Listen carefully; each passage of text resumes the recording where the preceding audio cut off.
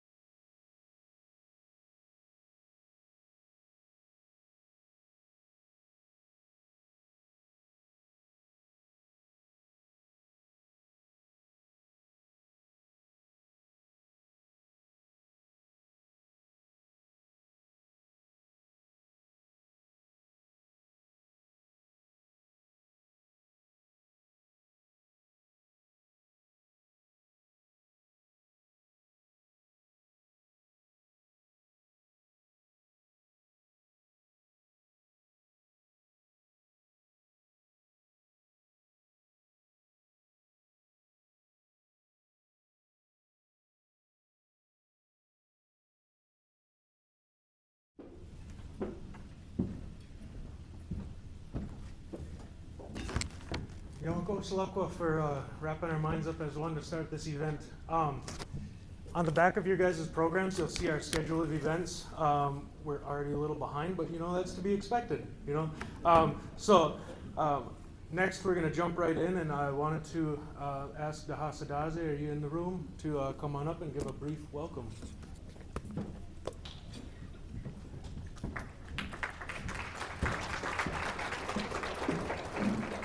Ukwakhwa, Dahasadaze, Nyungets, Wiskawagi, Yugitaloda, Taga, and Bonjour.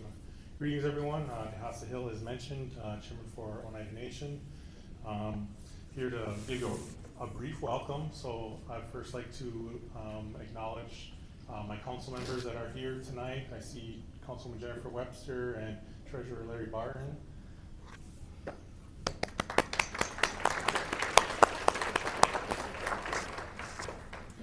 And so I believe this is the third year for the Oneida Nation National Treasurers Banquet. It's a great opportunity to acknowledge all the great work that our community members participate in with their art and other crafts. I think it's very important that we continue to acknowledge not only just our traditional artwork and crafts, but also the contemporary artwork and crafts that are being done by our tribal members throughout the country, not just the ones that reside here on the reservation. I think we have great artists throughout the country who have represented us very well, and so I'd just like to acknowledge all the artists across the country who are Oneida and are continuing to push forward the tradition and keeping things going with our arts and crafts. And it's a great endeavor to be able to continue to have these arts and crafts that continue to bring meaning and fulfillment to not only our community members but worldwide as we continue to put our art and our crafts out there into the world. And so just like to take that little bit of acknowledgement to all those present here in this room and all those tribal members who are representing their artwork throughout the country. So again, thank you for being here. It is an honor to be here amongst all you great artists, and look forward to the rest of this banquet. So thank you all very much.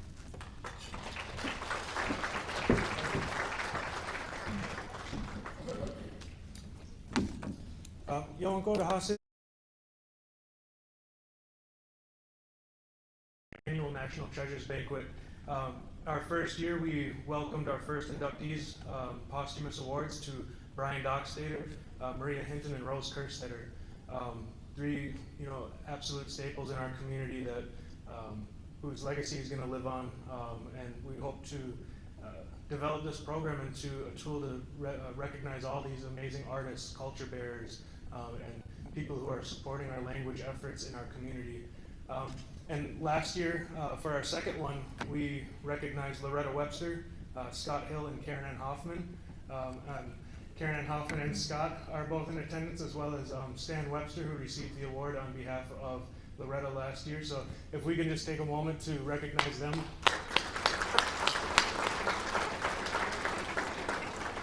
Scott's trying to act shy. Knock it off. So I just wanted to go through and give my thanks to all the people that helped make this happen. We have a lot of amazing people that we both contracted with who volunteered their time to make a lot of this happen. First off, I want to start off by thanking our winners for tonight. We're so thankful for the contributions that you guys have made to our community, and that is Eliza Skenandore, Oneida Community Lacrosse, and Ukwakhwa. So thank you guys so much.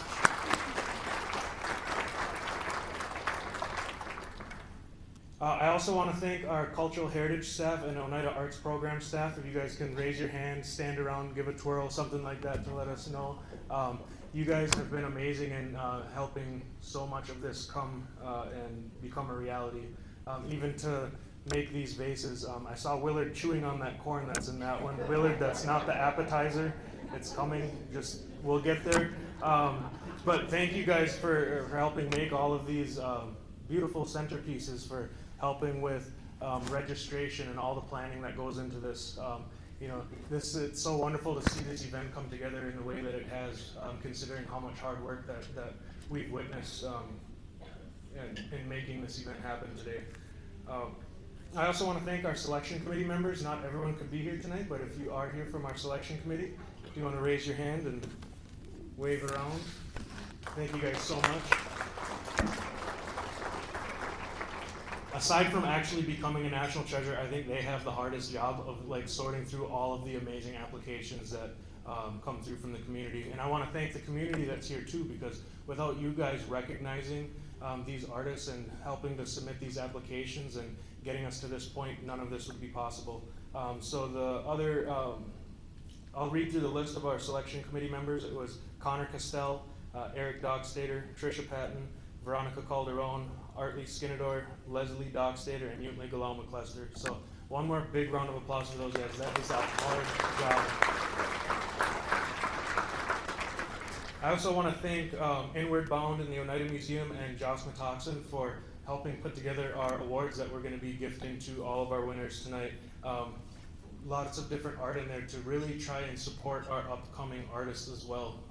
And that's such a huge theme of what's going on tonight, is supporting those next upcoming artists, next and upcoming language bearers, culture bearers, because without them, we won't have anything. I want to thank our BC members as well for being here. And y'all go to Hello Media, he's in the back there. Give him a round of applause. This is our second year using him to make our award presentation videos, and as you guys will see tonight, he does such amazing work. He's also here doing photography for us tonight. So I also want to acknowledge all the work he does in our community, doing videos and highlight reels for all of our up-and-coming athletes, and really anything that he's tasked with doing. He does an amazing job capturing the essence of the United community there. So thank you so much, Hello Media. I also want to thank We Live Photography. There's a photo booth in the back. So thank you so much. I also want to thank the Oneida Hotel, PM Productions, and all of the amazing banquet staff and everyone that's here making this event happen as well. So that's enough talking for me for now. Next we're going to roll into our keynote for the night, and that is 2024 National Treasure, Karen Ann Hoffman.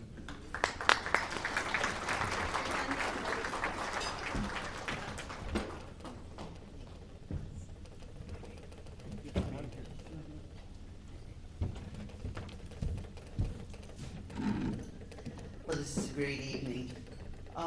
Starting off, I just want to say that this is a big night for me.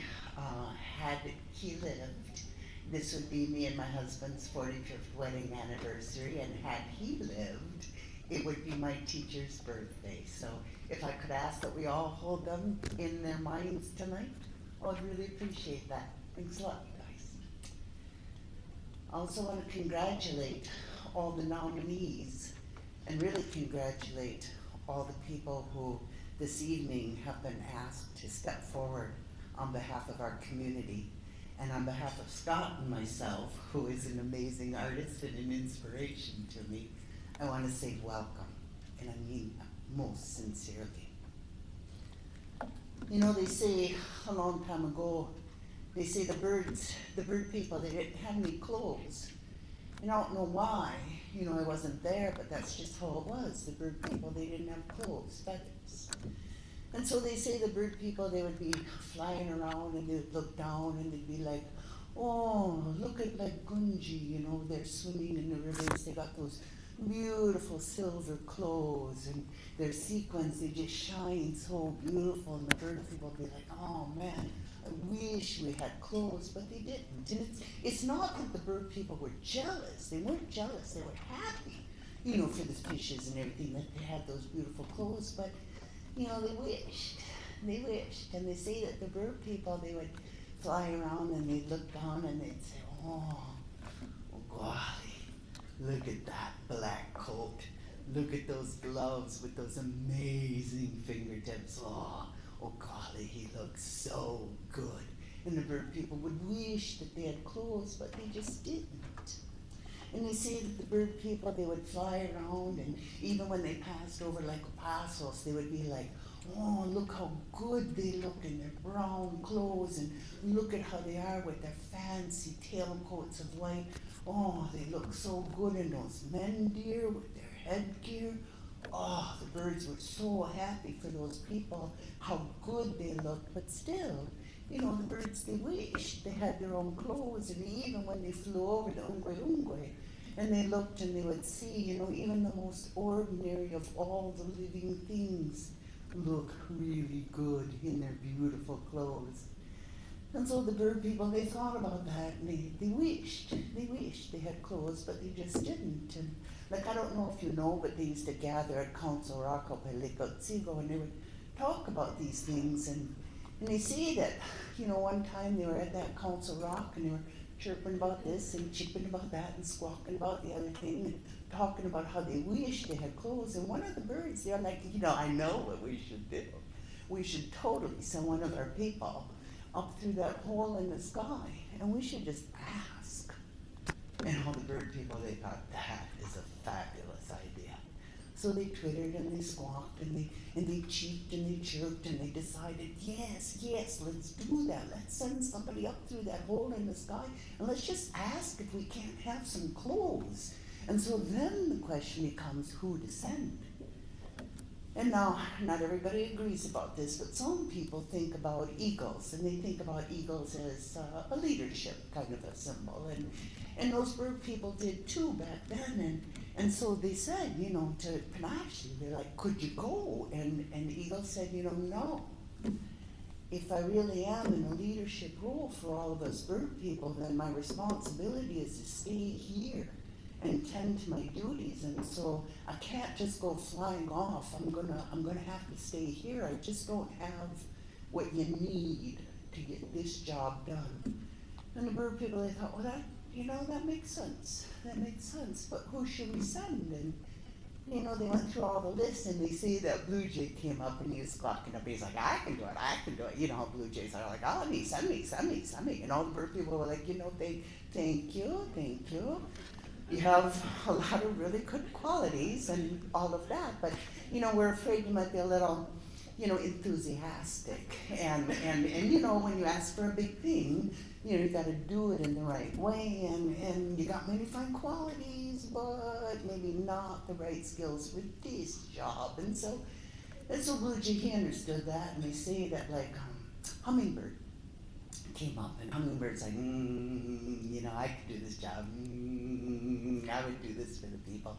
And all the bird people were like, you know, hey, you know, you won't go, you know, no go, and all of that. You know, it's really thank you very much, but we're afraid you might be a little, you know, because the hole in the sky, it's a long way off, and you probably get tired before you get there. And Hummingbird, he understood that, and it went on, and each of the birds chirped up, and each of them had really fine qualities, but not the exact right mix for this responsibility. And finally, they had gone through all of the birds, and one of the birds chirped up and he said, you know who could do this? Buzzard. I mean, buzzards are big, buzzard is strong, buzzard could do this. And Buzzard, you know, he was that kind of bird, maybe like some people that we all know. I mean, he's got a good heart, and he's doing a lot of things for the community, but he's not always getting noticed because he isn't that flashy, and he isn't that squawky, and he isn't all of that, but he is a good, strong, good-hearted worker. And so when he was given this opportunity, this responsibility by the bird people, Buzzard was so happy, he was so excited. He went to bed right away, which is, you know, how they do when the sun goes down. But the next morning, Buzzard, he got up really, really early. He got up, you know, before our elder brother even peeked his head over the eastern horizon, and Buzzard got up, and he didn't take time to hunt. He didn't get a drink of water. He didn't have a cup of coffee, like nothing. He immediately flaps his wings, and he starts getting on his job. But I wasn't there, but this is how it was told to me. They said about midday, you know, he started getting a little, you know, weak and a little dizzy, and then he started getting a little anxious because he was like, oh man, I did not prepare. I did not prepare myself for this responsibility. And I am getting hungry, and I am getting weak, and I am getting worried that I'm not going to be able to live up to this responsibility. And way down below, they say, way down below, Deer looked up, and Deer's like, "What's up, brother? What's happening?" You know, and Buzzard explained the whole situation, and Deer said, "Don't you worry, I got you." So what Deer did was he said to Buzzard, "I'm going to lay down here and I'm just going to die. You don't need to take the time to hunt. You just come on down and you start feasting on me, and you'll be replenished quickly, and you'll be able to get on your way." And so that's what they did. You know, buzzards, they still do that today. They clean up, you know, the roadsides and the streams and all of that for us. But that's what happened that day. Deer, he laid down and he died, and Buzzard went and feasted on him, and then Buzzard flew off, and he flew higher and higher and higher up toward the hole in the sky, and he went right by your elder brother, and he burned his head. You know, he got so close, but he kept flying, and he kept flying. Finally, he got through that hole in the sky, and, you know, he asked, just as nice as he could. You know how you do that. You know, you give a gift for the privilege of asking, and then when you're told you can ask, and Buzzard gave another gift, you know, regardless of the answer, and finally the answer came. The answer was, you know, the bird people want clothes. Sure. But this is how it's going to be, they said. They said that Buzzard was given this bag, and in this bag there was going to be a suit of clothes for each and every one of the bird people. And so what Buzzard was to do was to fly back down to Council Rock and gather everybody up together, and everybody gets one reach into the bag, one reach. And so that's what they do. And you know, they say that Eagle, he reached in first, and he pulls out and he gets this really beautiful brown suit and this amazing white cowl, and he's really fancy yellow boots and everything, and he looks so good, and he takes a lap, you know, and all the other birds are cheering, and they're like, "You're beautiful, we have clothes." And each and every one of the birds comes up, and like Blue Jay, he hops up and he reaches in and pulls out this blue suit, and it shrinks down by magic and fits him just perfect with its jaunty little peaked cap, and he jumps from pine tree to pine tree, you know how they do, and all the birds are like, "You're beautiful," and he takes a lap, and Hummingbird comes up, and Hummingbird reaches into the bag, and he pulls out this amazing green jacket and this beautiful red vest, and it shrinks down to fit him just by magic, and he's flying around, and all the birds are cheering for him. He's so beautiful, and Hummingbird, he goes off to find a flower to impress and all of that, and finally everybody's got their clothes, but except for Buzzard. And so there's Buzzard, and he's holding that bag, and I wasn't there, so I don't really know, but this is how it was told to me.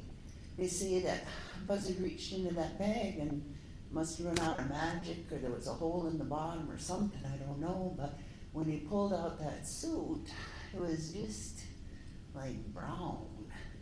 And when he put it on, it didn't stretch, and his burned head popped out, and his bare legs stuck out the bottom, and when he put it on, like the wings were just, you know, crushed and bedraggled and missing feathers, and some of the birds said it kind of smelled like carrion. It was really awful. It was just awful. But what could he do? He put it on, and it was his suit, and he was grateful to have clothes, and like every other bird, he flew up and he took his lap, and you know, you might think that all the other beautiful birds might have laughed at him, or they might have felt a little pity for him, but they didn't. You know, they just get real quiet when Buzzard flies over it, and they think about what it means when a bird person, all of us persons, puts our community ahead of ourselves. And those birds, they think about that, and I think about that, and I'm delighted to be in a room full of people who think about that. Isn't it neat? Thank you.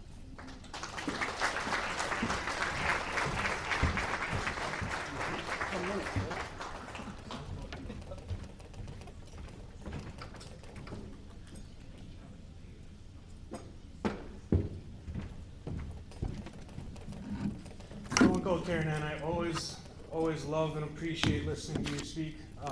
What a perfect keynote for a night like tonight, and we're always happy to have you back. You are among one of our national treasures here in Oneida, so please, one more round of applause for Karen.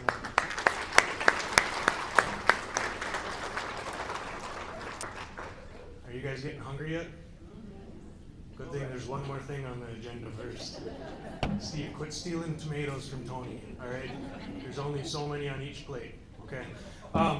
But like I mentioned earlier, this is about being in community and celebrating, and I couldn't think of any better way to do that than us coming together and singing and dancing some of our social songs. So I asked Ojiklo'lu Ilade if he would come and lead us in some songs, because we really want to make sure we're recognizing our gifts, and that is one amazing gift that he brings to our community is song and dance. So he brought his family along, and they're going to lead us in a couple of songs and dances. And I want to encourage you guys, if you're able to join us. I told them to take it easy on us tonight. We haven't eaten yet. We don't want to get all faint and dizzy, but if you're able, please, I encourage you guys to get up and join us. So, Ojiklo'lu Ilade, floor is yours.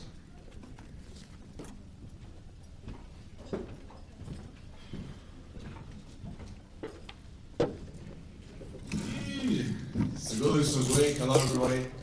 How's it going? I didn't realize they asked us to sing and dance before everyone ate, so everyone's all crabby out there. Well, we threw our best clothes on and we came out here. I kind of feel like the buzzard right now. Hey, nobody judging me. So, like Langula Gate said, we're gonna get up, moving and grooving a little bit. It's awesome. There's a lot of familiar faces here. So I know a lot of you know some of these dances. So we'll kind of ease into it. The first one we're gonna do is one that we call our stomp dance. And I think I'm gonna have my little brother here, Gakeidos, he'll lead it out. And for those of the ones that may not know how this dance goes, we line up Laksa, Yiksa, Laksa, Yiksa. So it's like boy, girl, boy, girl. And in our traditions, normally we'll appoint a head man to be our lead dancer. And then, so for tonight, we'll have Gakeidos. He'll take it over tonight and he'll lead the people out. And it's more of a march we'll kind of ease into. Like I said, I know everyone didn't eat yet, so we'll start off slow. So here we go with our stomp dance.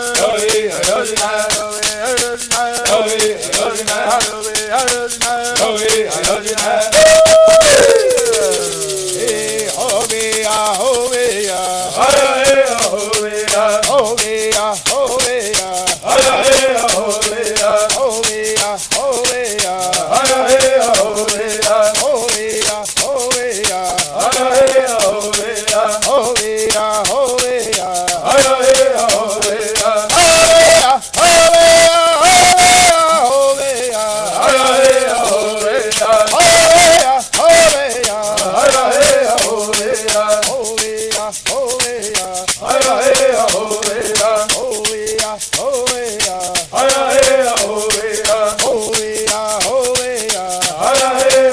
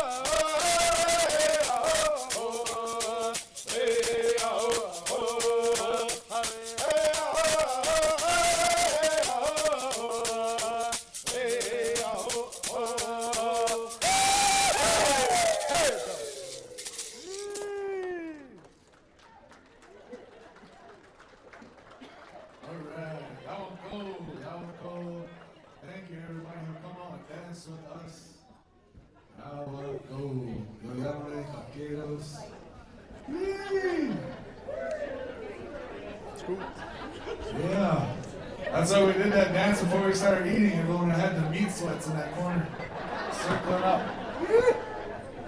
All right.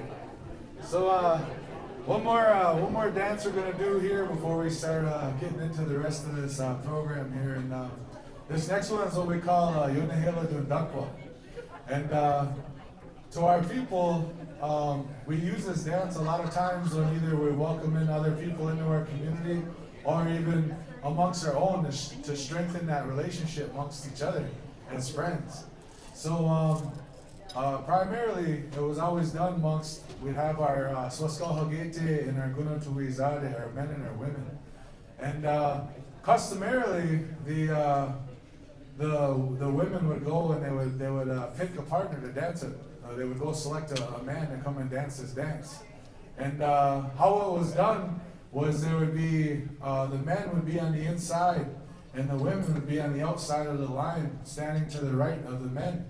And they would lock arms. I'm going to bug Lano Cizle. They would lock arms like this. Hey, you play the woman. Well, that's what they would do. And they would dance to the beat. And normally they would step forward and backwards.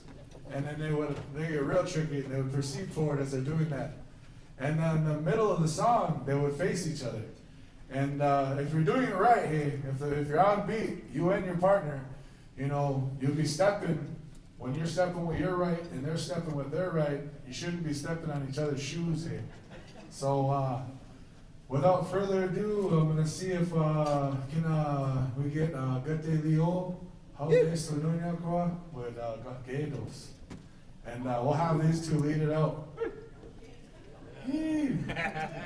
Oh, dang, you ain't got the heels on, do you? Oh, all right. Ain't her first rodeo. All right. So once again, we'd like to say, if you're able, come and dance. Here we go with a friendship dance.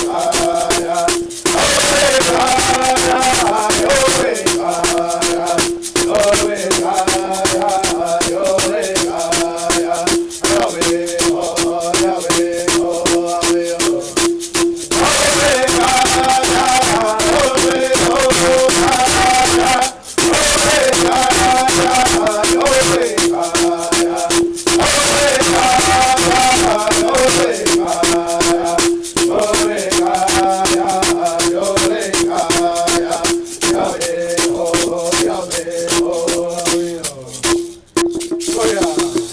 that was cool. All right, that was cool. Thank you, everybody. That's gonna conclude our some of our Honjigeka Gulunyaso that we're gonna share tonight. Before I turn the mic back on over to Lion Gulagate, I hope you guys enjoy the rest of your evening and have a good night. Hold on.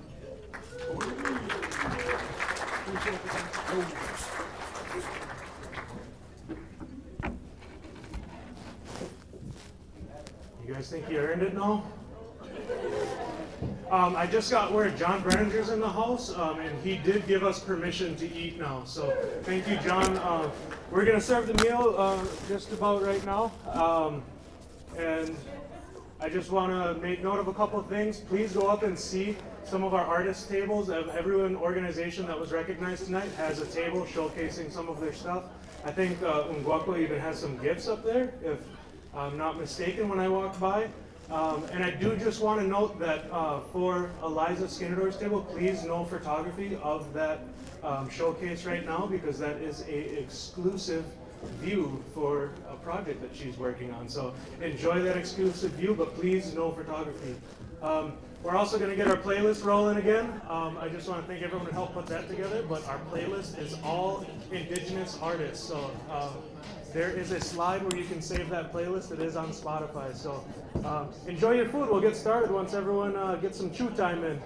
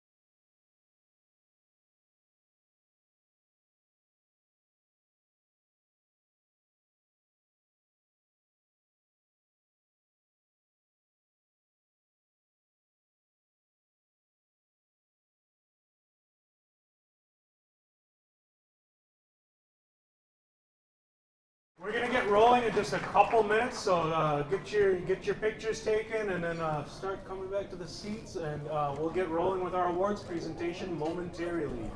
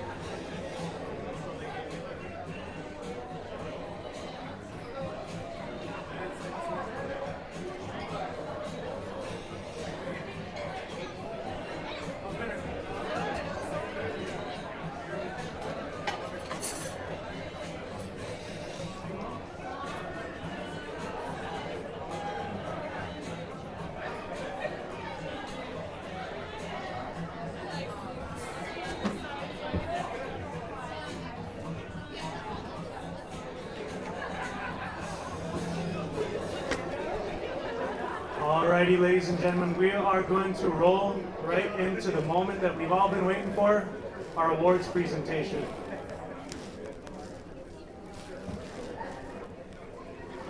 So,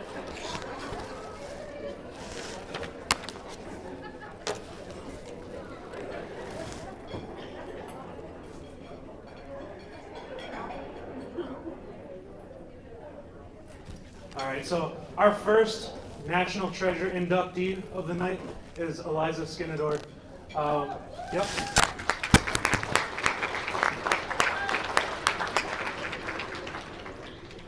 So I'm not a part of the selection committee, but I do help coordinate the selection committee process, and it was across the board unanimous about the impact that Eliza Skenandore has on our community. The one thing that sets apart all of our inductees, but especially Eliza, is mentorship and the care that she gives into passing on her gifts to the community. And that is evident in every single action, class, movement that Eliza makes in this community. So let's just give her a warm round of applause for her mentorship.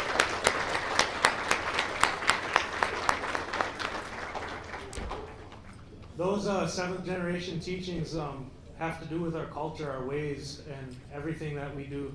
And so we're gonna roll into our first video presentation by Halona Media, showing off some of the amazing things that Eliza is doing in our community. So we can roll the first video.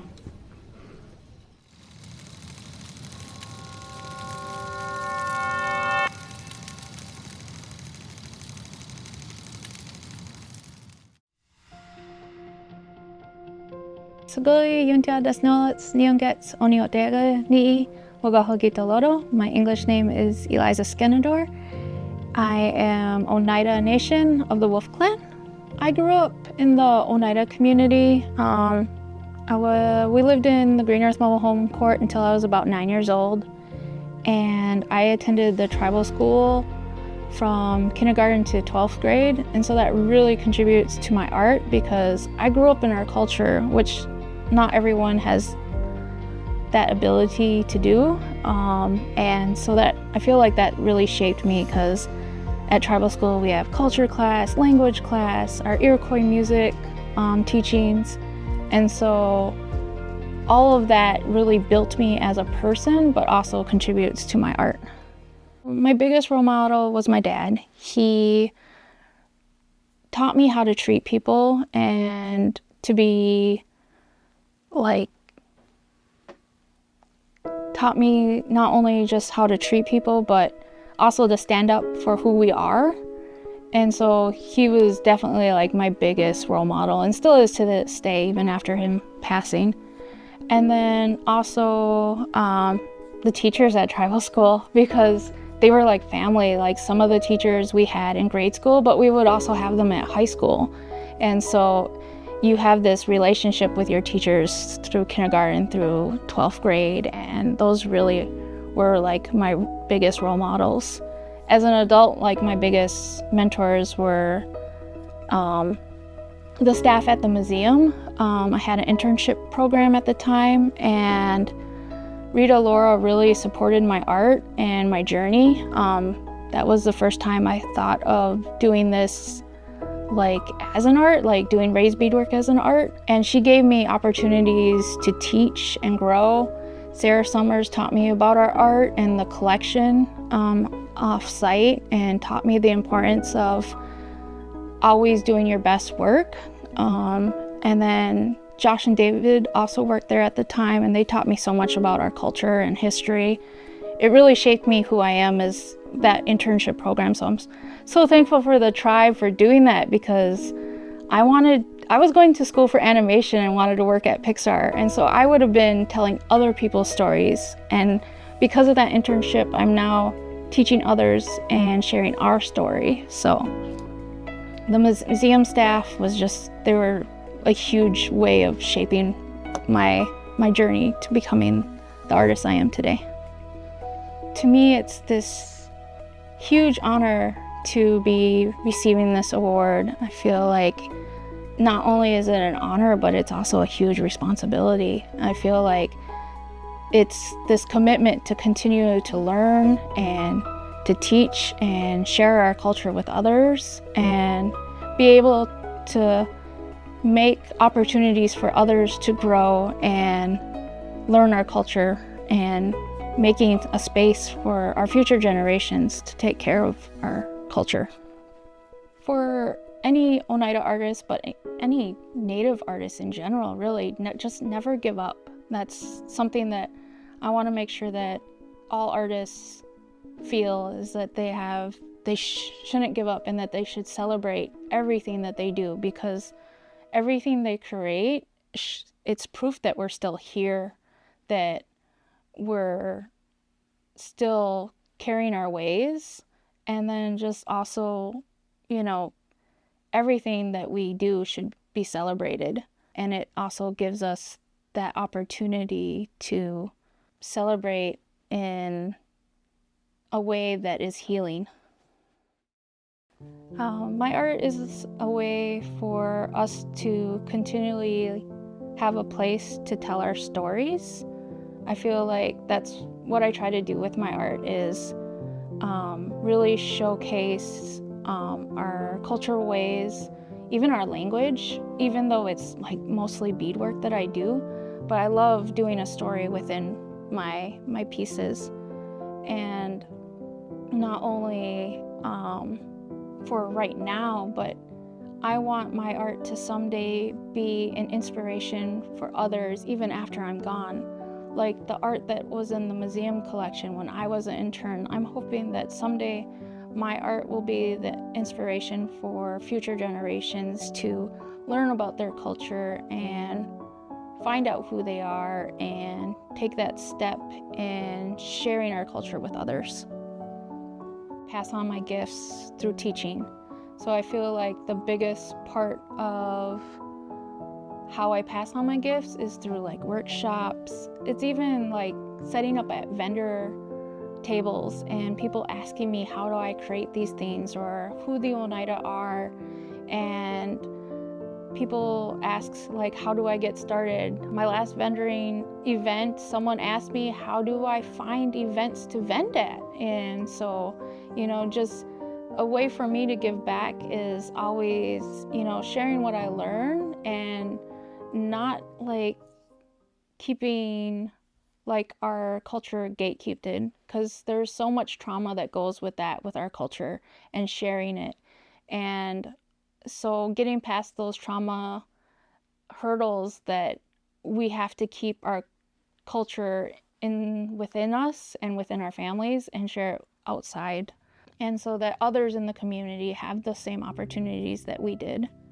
And so that's the biggest part, is just being able to share anything that I've learned. That's my favorite thing to do, is not only learn it myself in that learning journey, but also sharing it with others. And I feel like when I share, I'm also learning, because it reinforces what I've already learned.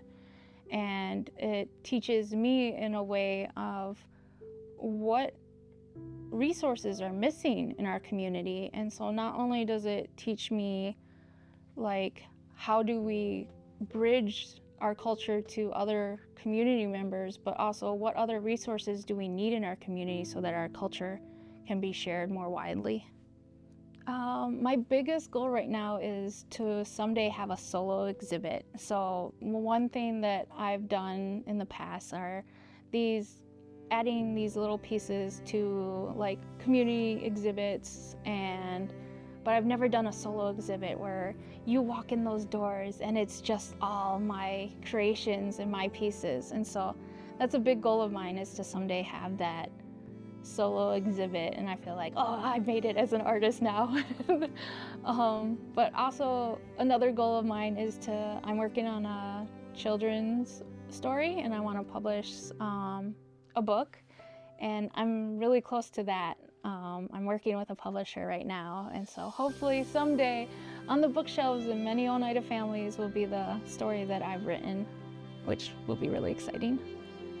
If I had all the resources and all the time in the world, I would love to create a community hub that artists could go to learn, create, and be a shared space where we can learn our culture together, and it would be a place that they would feel safe to ask questions. Also a community hub that could do artists in residence, because I feel like we're missing that in our community.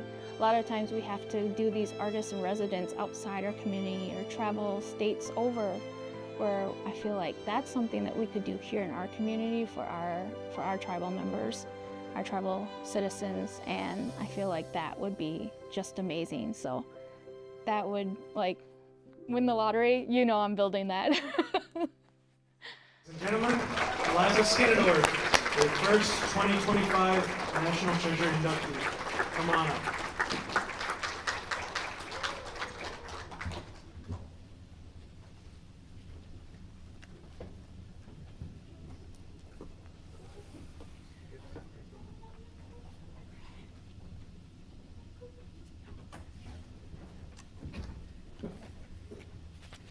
Hello everyone. My speech is actually a lot of the things that was said in my video, but I'm deeply honored to be here tonight to accept the Oneida National Treasure Award. I feel so humbled to be standing here among my community, family, and friends.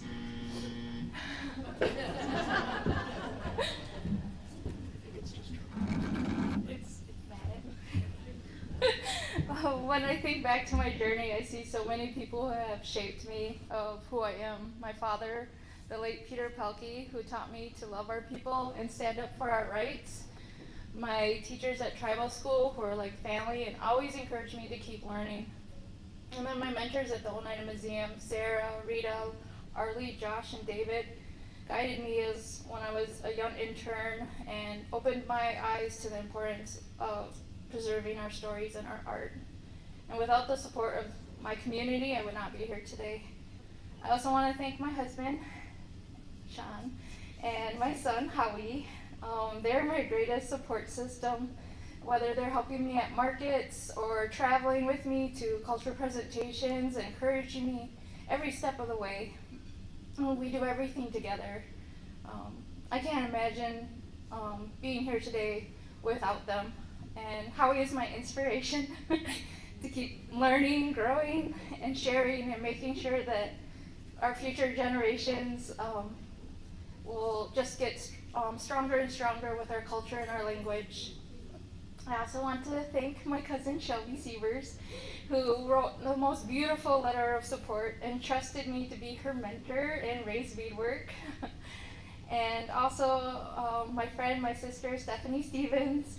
Thank you for always cheering me on. You are such a wonderful friend, and you mean everything to me. I also want to say that this award is not just about me. It belongs to all of us. It represents the strength of our culture, our stories, and our community. Many of my creations are inspired by our teachings, and my hope is to always pass those gifts on to the next generation. To the young artists coming up, my message is this: never give up.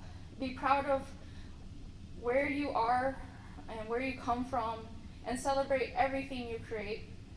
Each piece you make is proof that you are still here, and it carries our culture forward in only a way that you can. Looking ahead, my dream is to keep creating, teaching, and building space for artists in our community. Places where we can gather, learn, and grow together. I want to say yanko to my family, my mentors, and my community for believing in me and walking this journey with me. This award is a reminder that our culture is alive, and that when we create, we honor those who came before us and those who will come after us. Yanko.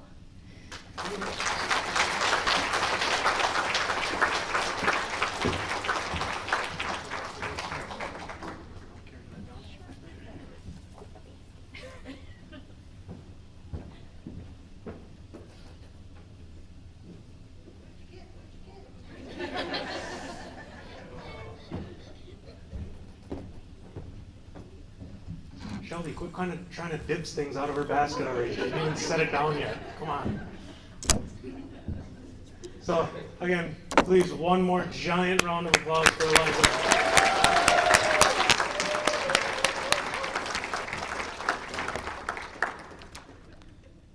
So, our next award winner for 2025 is Oneida Community Lacrosse. Again, following suit with Eliza, mentorship and giving back to our youth and caring about that next generation is some of the major contributors to why our selection committee felt so strongly about awarding Oneida Community Lacrosse for 2025. Um, Anyone who's had a family member, has done sports, has participated in sports knows how much goes into it, and the amount of collaboration between families, community volunteers, and everything that it goes into making what they do happen. It's no easy feat, and even taking care of Charlie, the mascot that's been showing up on the screen too, I had to make sure to include him as well. So without further ado, we're going to show our presentation video for Oneida Community Lacrosse.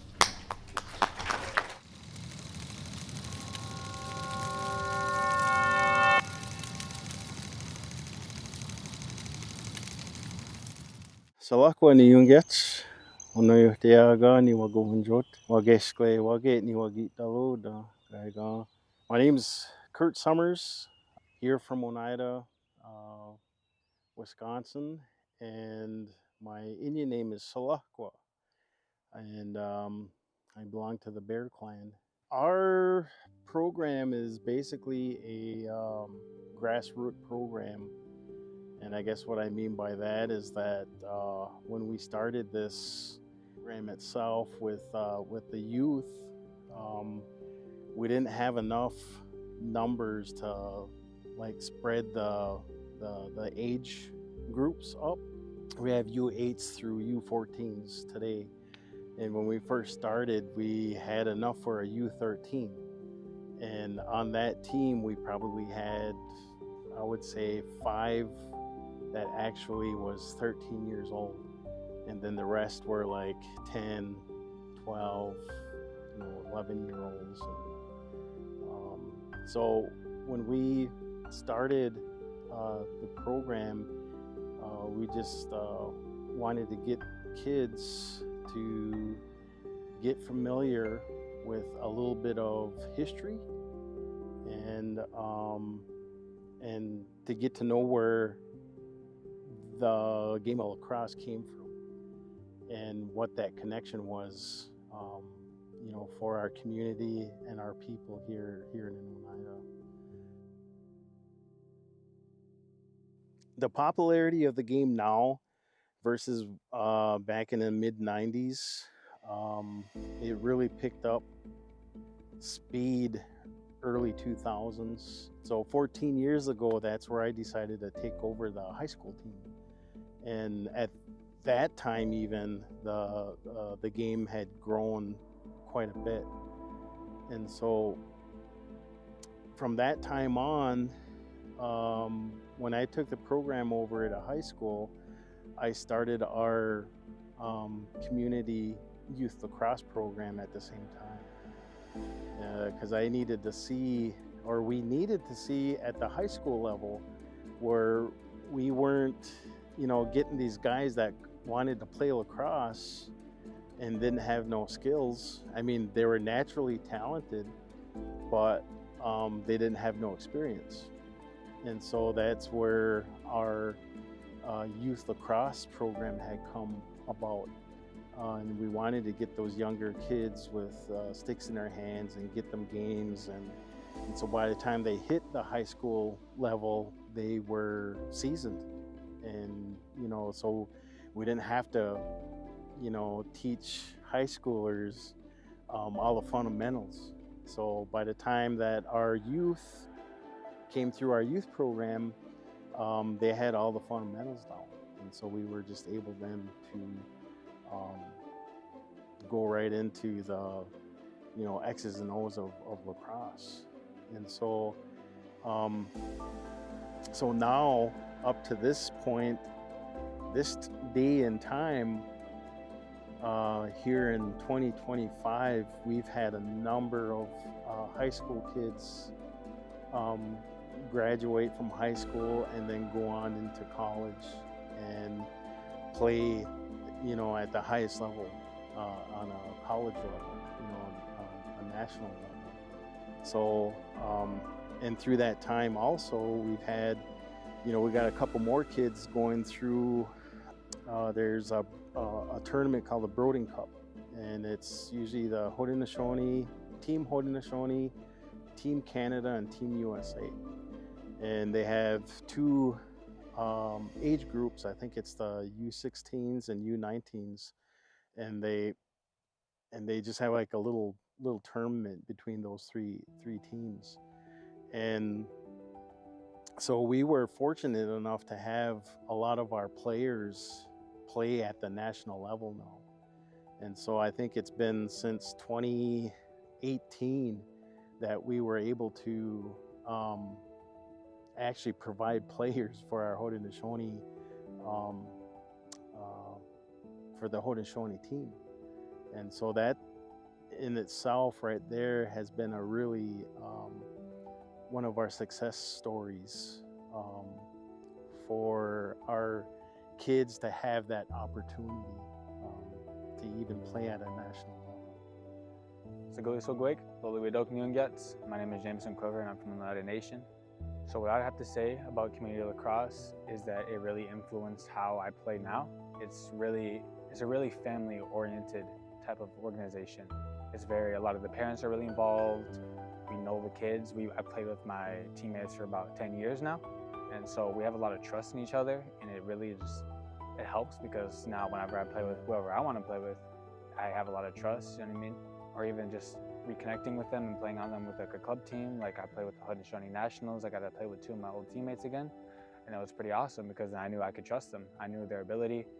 And I love how we really trust each other. And it's really close-knit family. And it's really just the positive impact of Oneida Community Lacrosse has really pushed me to want to go play collegiate lacrosse somewhere. Go find somewhere close-knit. It's a great honor to be nominated for that and to receive this award.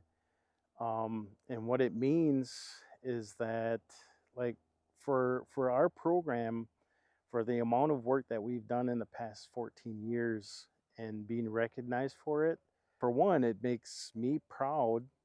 And I think I speak on behalf of the people who help and have helped throughout the years, that it's been a lot of work for one thing, but to be recognized for that work it just goes beyond thankfulness, to the community and the committee that has put this on, and acknowledging, something like this for us, so it means a lot.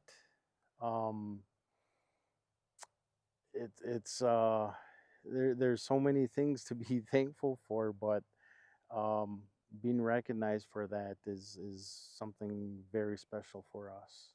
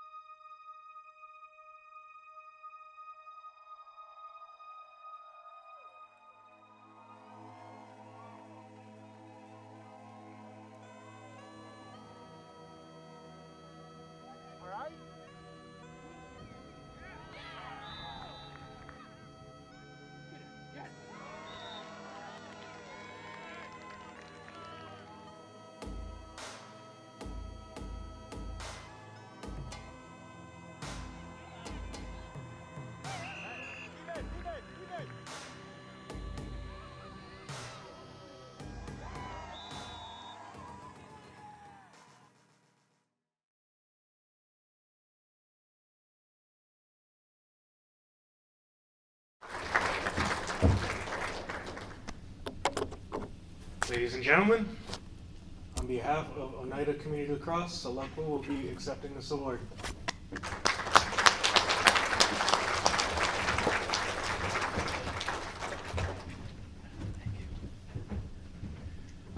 Well, when I first got here, Nick told me to keep it to 2 minutes, but actually that means probably about 20.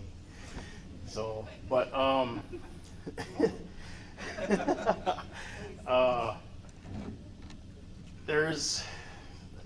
there's a lot to be thankful for at receiving this.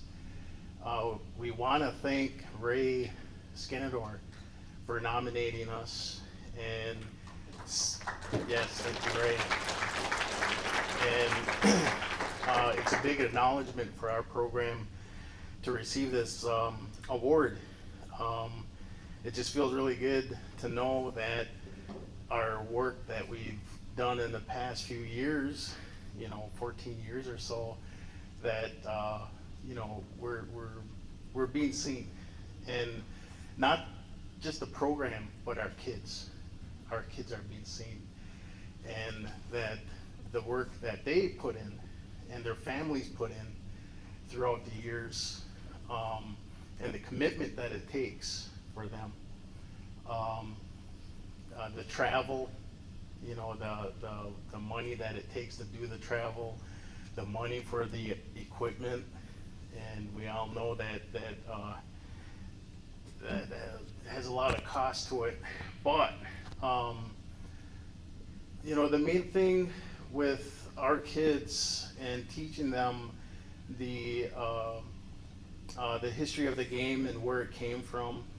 It came from our people out in the Shawnee by the way of our Creator, and so it's known as the Creator's game. And so when we get new kids in our program, and this is something that we started from day one, is that's how it was taught to them. It was brought to them, and they were taught that this was a game that came from our Creator. And so the importance of that and what that taught them is that it gave them that sense of belonging and that pride that this game is way more than just a sport, but it's something that runs through their veins. This is their God-given, I can say sport, but it's their God-given thing as young men. And so all of our players from the U8s up to adults now, we got guys that went through college, graduated college, come back and helped our program, and that was our dream, was to get these kids through their education and come back and help with the community. Whether if it was not only in our program, lacrosse program, but get involved with the youth, and we've seen that. So even though this is when we first heard about this being nominated for this, it was like, oh, okay, it's a art type of deal thing, and it's like, well, if you look at come to watch some of our games, these little guys, and the things that they can do with sticks nowadays. It's like it's an art form in itself. Seeing them passing behind the back or no-look passes and stuff like that. But just having to see that, the energy that they have, and if you have that chance to watch them, you'll understand why this is called the medicine game or the Creator's game, because those kids give everything that they have to that game. And so, artistically, some of them have some pretty awesome moves, and it's just like, it's just really fun to watch. If you're able to ever watch a game, I invite you to come and watch a game, especially those little guys, the little bitty U8s. They're my favorite to watch. But again, I just want to thank Ray again and all of our families, and again, our coaches. Our coaches are pretty much our root. They're the ones that are with their teams, practices, games, all that. And they're 100% volunteers. They don't get paid, and they come back every year to help out our kids. And so, that's one of our strengths that we have, and we hope to continue to continue that, in the future. So our coaches and our families, and of course our players, you know, we can't forget them.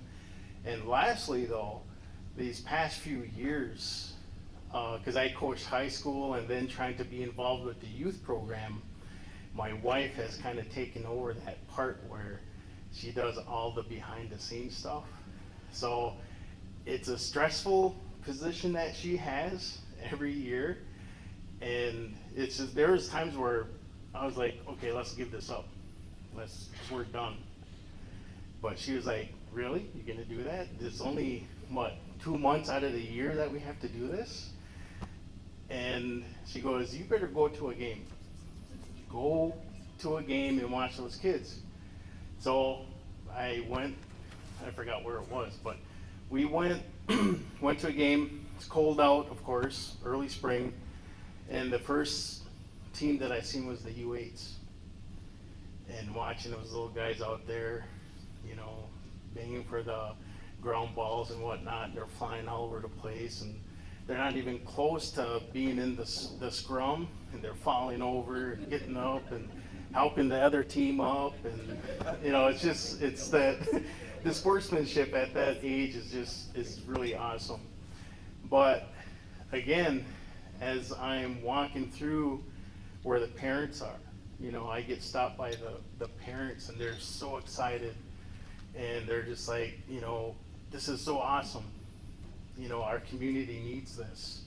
And so just by going in that day, you know, getting forced out of the house on a cold day to go watch his kids play lacrosse was enough for me.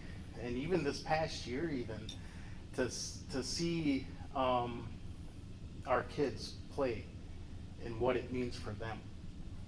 And so that right there tells me that, well, yeah, I'm in this for a lifetime. So again, I thank everybody. I thank the committee.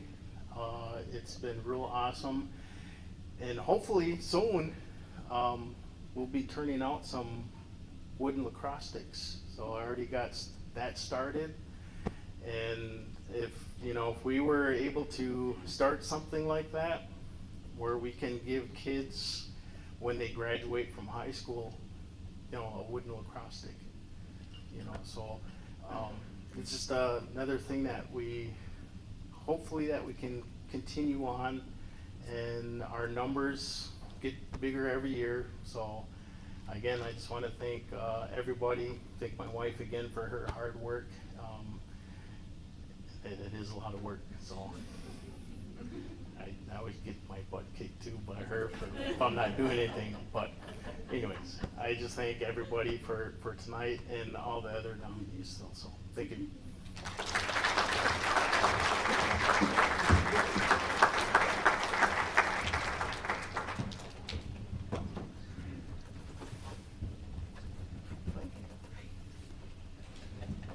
Oneida Community Lacrosse, everyone.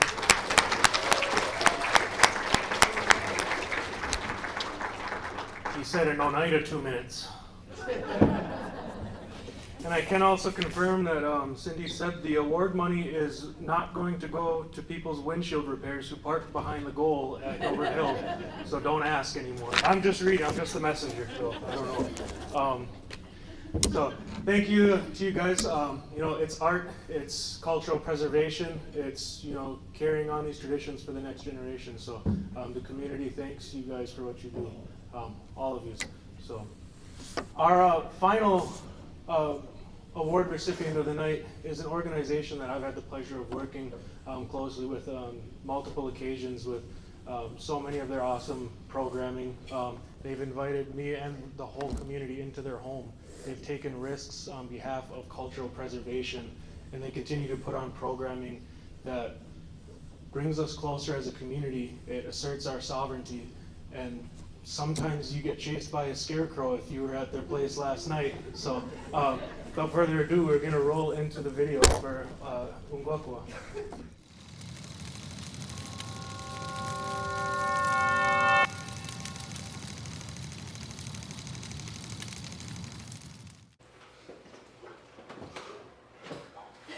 Okay. Sagoy Swagweg, Ganyata Gay Luniunget, Sungwe Huene, Becky Webster Niunget, So Slunige, Wagwaho ni Wigit to load, Oneta Aga ni Wikahunjot, Dulunkawane ni Wikenyu. So what I just said in English is, greetings my friends, my name is Ganyata Gaylu, which means snow scattered here and there. My English name is Becky Webster, I'm Wolf Clan, I'm Oneida, and I grew up near Duck Creek here on the Oneida Reservation. And I currently serve as the Executive Director of Ukwakhwa. My role here at Ukwakhwa is the Farm and Culinary Operations Director. Pretty much when you have a 15-acre farm and all the machines it takes to kind of run this stuff, it takes a lot of work, not only to maintain, but run those machines, take care of them, clean them, troubleshoot them when they break down and so forth. What is Ukwakhwa? That's a pretty nebulous question. Ukwakhwa is the Oneida word for our foods. And what we have here is a 15-acre farmstead that we built here with the sole purpose of trying to share with the community our seeds, our methods of planting, growing, seed keeping, cooking, harvesting, and my favorite part, which is the preparing traditional tools and crafts that go along with caring for our foods. Another big aspect to the farm is that we offer these meals every other week with different chefs that we bring in. I oversee and supervise that. I do all the scheduling, the delivery routes, the ordering, and all kinds of stuff. So it's pretty intense. Though that title is there's when you're on your own and you're running your own business, it is everything and anything that needs to get done in order for the next program, next class, next tour, next harvest season, next planting season to go smooth. So it can be a 7-day-a-week thing. It's a bit of a story where Ukwakhwa came from. So Steve and I are still relatively new to caring for our foods. We first grew our garden of Tuscarora white corn in 2015. And then in 2016, we helped form the co-op, Ohelagu, which is among the corn stalks. And at that time, I was a bit in transition from being an attorney for the law office to becoming a professor at the University of Minnesota Duluth, teaching remotely so I could still stay here. As soon as I found out I had secured a tenure track position out there, I began to scheme on how we can, really expand our lives to incorporate these seeds more. So Steve was the records director for Oneida at the time, and we were living somewhere else. So I knew that his job was very stressful, and he was also really being swept away with these seeds and the places that these seeds were bringing us. And we really wanted to find a way to share that more broadly with the community and our extended community. So we set out to look for some land.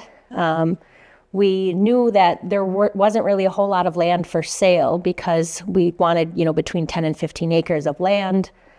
We just put it out there in the universe, posted on social media. Anybody know anybody that's got land for sale? And one of my friends sent me a message saying, hey, my cousin has some land. It's not for sale, but he doesn't live here anymore. Do you want me to see if he'll sell it to you? I said, yes. And very shortly thereafter, I got in contact with his cousin, and we had secured an offer to purchase. And then in April of 2017, we bought this land here.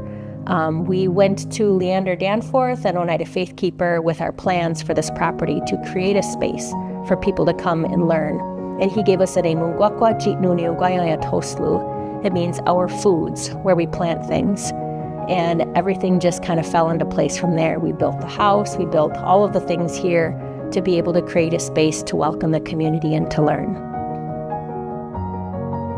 My name is Giselle Oliva Metaxen. I go by Gise, and I am the Program Development Specialist here at Ukwakhwa. My role here at the farm initially started out as a grad student, bushy-tailed, bright-eyed. And I was looking to gain some experience in grant writing in the nonprofit sector. Previous to this, I was in the music industry, so quite a shift for me, and found myself here at the farm for one of their classes. I think it was the summer of 2023. I kind of fell in love with the work, couldn't stop thinking about it. I reached out, and that's how I started, just grant writing here and there in exchange for the experience. And later it turned into a job. I was able to write a position for myself here through one of our grants, which is the Field to Basket grant that funds our Black Ash Basketry program through First Nations Development Institute. And now I still do grant writing and a whole other array of things, including our bookkeeping, our coordinating, and logistics of programs.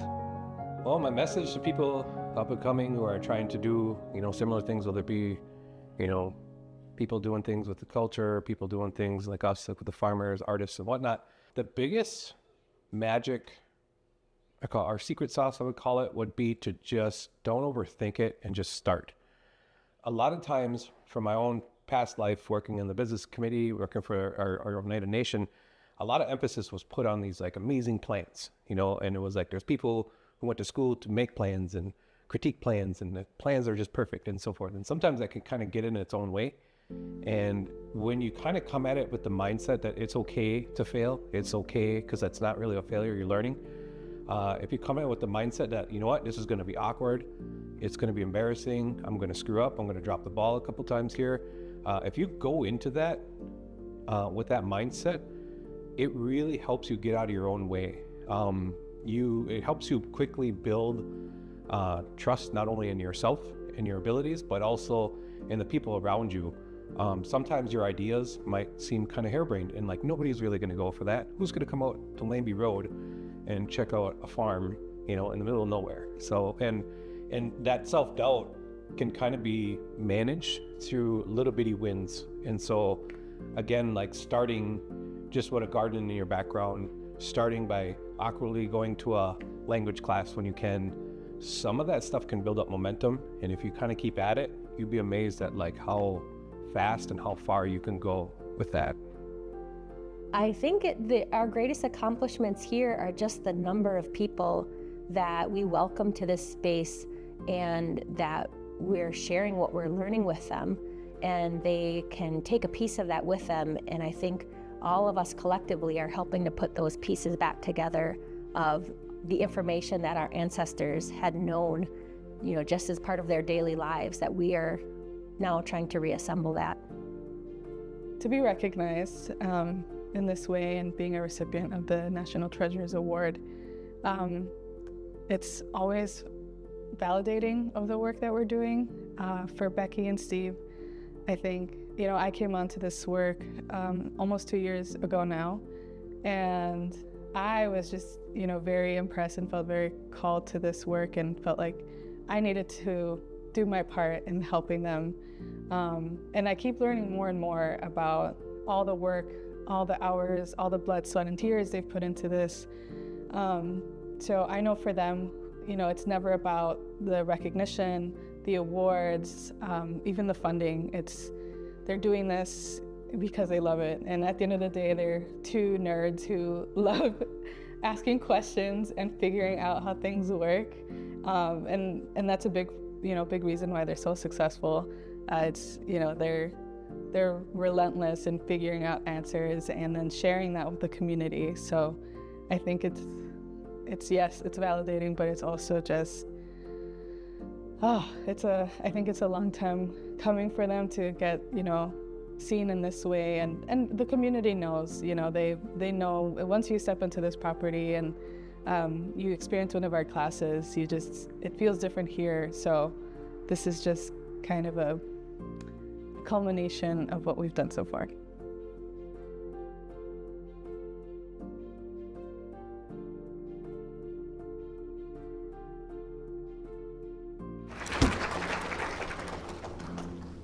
Ladies and gentlemen, Ukwakhwa.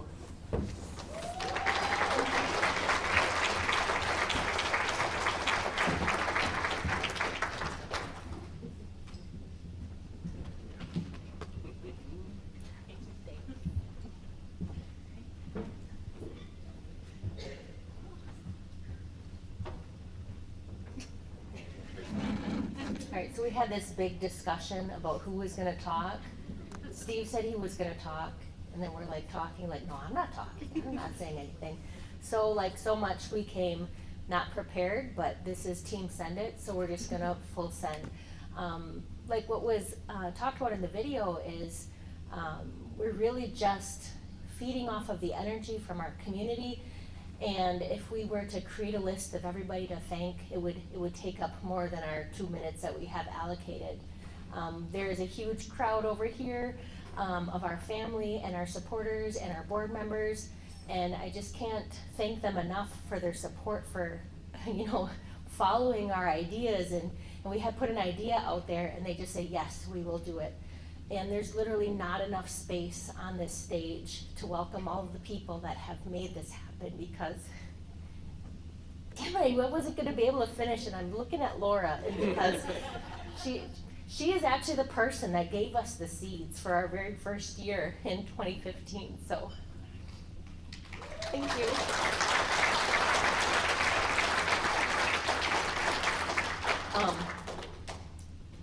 Anybody that's been to our farm recognizes it's a really magical place. I don't know what happened or how things work, but it feels like when we have ideas or we have concepts of what we want to do or what we want to try or what we want to experiment with, it feels like the sun, the moon, and the stars, everything aligned to be able to make it happen. Sometimes it's kind of creepy the way things happen. Like, for example, I'm not going to name any names because I don't want to get anybody in trouble. But the other day we were cooking in the kitchen and we were complaining about 2 of our faucets that had lost water pressure. And like, oh my gosh, that's just one more thing that we're going to have to figure out as we're trying to prepare this meal for the community. And then we're just saying, yeah, we gotta worry about. I don't know how to do that. We'll think about it later. We'll worry about it later. And then in strolls a plumber friend of ours, and he's looking for corn. I'm like, and he's like, well, my wife sent me here. I got to get some corn. I'm like, well, we have a little bit. We're supposed to be getting more, but I'm not sure what do you have as a trade? And then I said, wait, before you say anything, do you have a few minutes? And 10 minutes later, both of our faucets were fixed, and he walked out with a couple bags of corn. So that's just one example of the things that align for our property, and I don't think that any one of us can really take the credit for it. I really think something magical is happening there, and we are doing the work to pick up those pieces that our ancestors had to lay down to survive. And we have to thank ourselves for being strong enough to be able to do that. So all of us, thank you, everybody.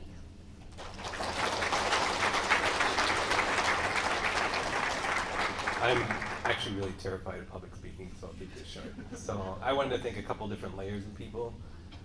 The one is the community itself, the people who nominated us for the award, who gave us the award and so forth. Thank you very much. The people in this room, the people all doing your passions. We don't leave Lambie Road very much, but we do see you online. We do see Robin and Laura giving her in the barn. Tony's been my person to go to sometimes when I'm feeling down and not native enough, not sacred enough to pull off some of these things. And and the lesson that I keep getting is that, over and over again is, oh, this is why we live in villages, and it really does take kind of like a village to do these things. So not only the people here, but the people before us, the people who aren't here anymore, to lay out what we were able to take advantage of and build our farm. So again, thank you to Gise, who really took us to the next level.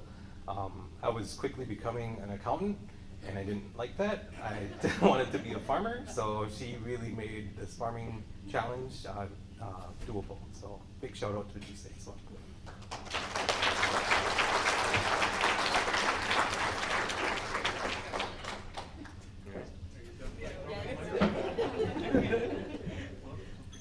Yeah. You got a couple, yes. Thanks, everybody.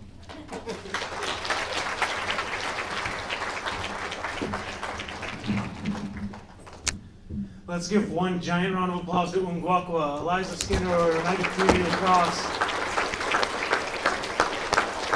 Also our previous national treasures and those that are yet to come.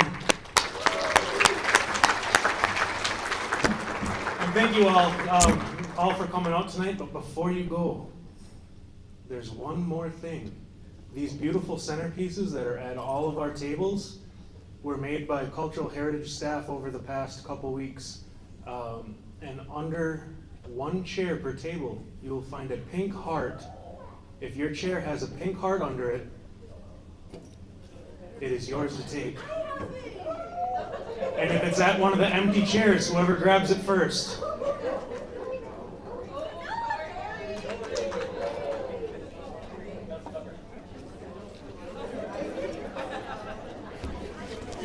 So that concludes our program for the night. Thank you guys so much, and we will see you next year. We look forward to all your nominations for 2026.